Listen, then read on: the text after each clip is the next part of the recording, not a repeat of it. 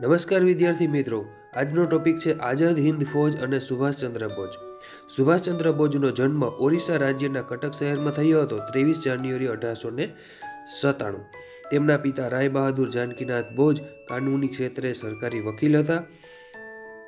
માતા શ્રીમતી પાર્વતી દેવી ધાર્મિક વૃત્તિવાળા હતા.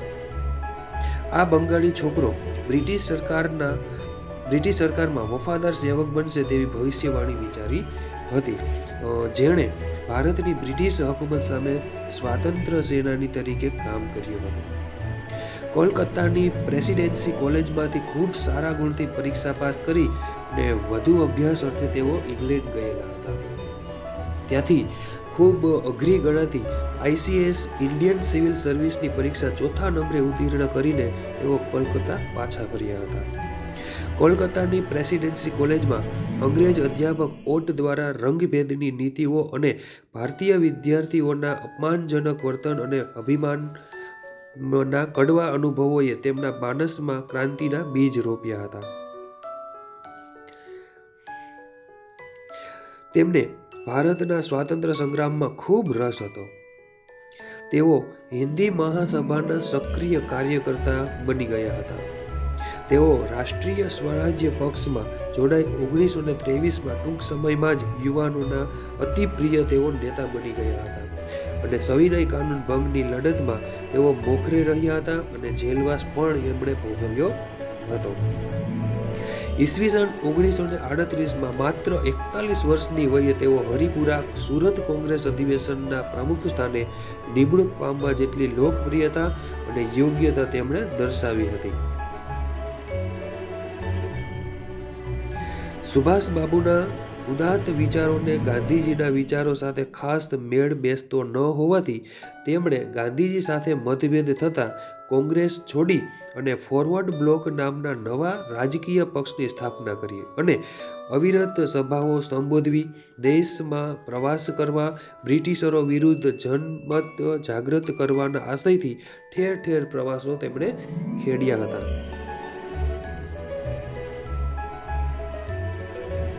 અંતે હિન્દ સંરક્ષણ ધારાને આગળ ધરી તેમની ધરપકડ કરી તેઓને કારાવાસમાં પૂરવામાં આવ્યા હતા, જે ઈસવીસન 1940માં. કારાવાસમાં એક રાજકીય કેદી તરીકે તેમની સાથે અયોગ્ય વ્યવહાર થતાં તેમણે આ મરણાંત ઉપવાસ આદર્યા હતા. તેમની તબિયત લથડતા તેમને પોતાના નિવાસ સ્થાને જ નજરકેદ રાખવામાં આવ્યા, પરંતુ તેઓ પઠાણના છુપા વેશે કોલકાતાથી પેશાવર, કાબુલ, ઈરાન, રશિયા થઈ અને બર્લિન, જર્મની પહોંચ્યા હતા, જે 28 માર્ચ 1942ના દિવસે. જર્મનીમાં તેમનું ભારતીયોએ ઉષ્માભર્યું સ્વાગત કર્યું હતું. બર્લિન રેડિયો પરથી તેમણે પોતાના દેશ બાંધવોને બ્રિટન સામે જેહાદ જગાડવા અનુરોધ કર્યો હતો. જર્મનીમાં હિટલર સાથે ભારતની આઝાદી વિશે ચર્ચા કરી હતી. તેઓએ પહેલા રોમ અને પેરિસમાં સ્વતંત્ર ભારતને લગતા લશ્કરી એકમો સ્થાપી તેમાં 3000 ભારતીયોની ભરતી કરી હતી. ભારતમાંથી છટકીને જાપાનમાં વસેલા હિન્દી ક્રાંતિકારી જે નેતા હતા એનું નામ હતું રાસ બિહારી બોઝ. એ બધા મંડળોને સાંકળતી એક સંસ્થા ઇન્ડિયન ઇન્ડિપેન્ડન્સ લીગ નામે એક મધ્યસ્થ સંસ્થાની સ્થાપના કરી હતી. તેમણે ભારતની સ્વાધીનતા પ્રાપ્ત કરવા માટે આઝાદ હિન્દ ફૌજ ઊભી કરવાનો મોટો એમણે નિર્ણય લીધો હતો. તેમાં વિશ્વમાં જુદા જુદા દેશોમાં વસતા હિન્દીઓ જેવા કે મલાયા, જાપાન, ચીન, સુમાત્રા, જાવા, હોંગકોંગ, બોર્નિયો, અંદમાન, બ્રહ્મદેશ, હાલનું મ્યાનમાર વગેરે જગ્યાએથી 101 જેટલા પ્રતિનિધિઓએ તેમાં હાજરી આપી હતી, જે વિશ્વના હિન્દી લોકો. જેમાં જાપાનના હાથમાં યુદ્ધ કેદી તરીકે પકડાયેલા મોહન સિંઘે આ પરિષદમાં હાજરી આપી હતી, જેમાં રાસ બિહારી બોઝને પ્રમુખ પદ તરીકે ચૂંટાયા હતા. ત્યાર પછીના ટોપિક છે આઝાદ હિન્દ ફૌજ અને ઇન્ડિયન ઇન્ડિપેન્ડન્સ લીગ. અંગ્રેજોની કડક સુરક્ષા ભેદીને સુભાષચંદ્ર બોઝ એક સબમરીન દ્વારા બર્લિનથી સિફતપૂર્વક જાપાન પહોંચ્યા હતા. ત્યાં રાસબિહારી બોઝે હિન્દુ મુક્તિની આ ફોજ ઇન્ડિયન ઇન્ડિપેન્ડન્સ લીગની સર્વોચ્ચ નેતાગીરી સુભાષચંદ્ર બોઝને સંભાળી લેવાનું આમંત્રણ આપ્યું હતું. આ ફોજ માત્ર હિન્દી સૈનિકોની અને હિન્દી અધિકારીઓની જ અને ભારતની મુક્તિ માટે જ લડશે તેમ નક્કી થયેલ, જેમાં જાપાન અને અગ્નિ એશિયાના હિન્દીઓની મદદ મળી હતી. જાપાનના વડાપ્રધાન ટોઝો સાથે મુલાકાત થઈ હતી. તેમણે હિન્દના પૂર્ણ સ્વરાજ્ય માટે તમામ પ્રકારની સહાય જાપાન કરશે તેવું નક્કી થયું હતું. જાપાનીઝ લશ્કર હિન્દમાં આગળ વધે તેમ કામચલાઉ સરકાર ત્યાં રચીને ત્યાંનો વહીવટ તેમને સોંપશે અને જાપાન તેને માન્યતા પણ આપશે એવું નક્કી થયું હતું. સુભાષચંદ્ર જાપાનથી સિંગાપુર ગયા ઈસવીસન 1943ની 2 જુલાઈએ અને ત્યાં સર્વસંમતિથી 4 જુલાઈ 1943ના રોજ ઇન્ડિયન ઇન્ડિપેન્ડન્સ લીગના પ્રમુખ તરીકે તેમની નિમણૂક થઈ હતી. સાથોસાથ રાસબિહારી બોઝે ઇન્ડિયન નેશનલ આર્મી આઝાદી ફૌજના વડા તરીકે સ્વેચ્છાએ નિવૃત્તિ લઈ અને સુભાષચંદ્ર બોઝની વડા તરીકે નિમણૂક કરી હતી. ત્યાં વસતા હિન્દીઓને પોતાની માતૃભૂમિને મુક્ત કરાવવા માટે યોગ્ય અને સમર્થ નેતા મળ્યા હતા.